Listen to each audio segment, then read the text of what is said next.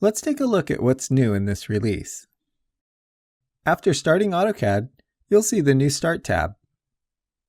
Here you can use the Open button to open a drawing, or use the drop-down to open a sheet set. Click New to start a new drawing from the default template, or click the drop-down to browse templates or create a new sheet set. You can view and sort through your recent drawings, or explore various online learning content. Down here, you can explore various online resources like the What's New, Online Help, the AutoCAD web app, the AutoCAD mobile app, and more. While you're working in a drawing, you can always navigate back to the Start tab by clicking here.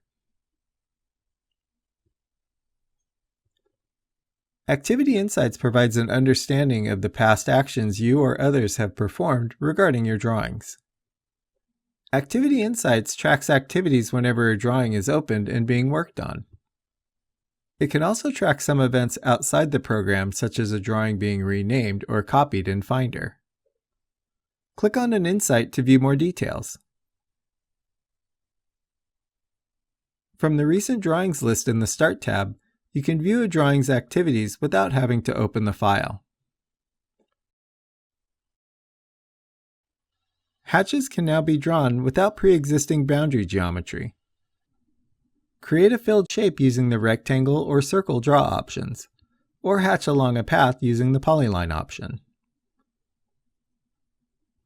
In this demo, I'll draw a rectangular hatch over this area of the drawing.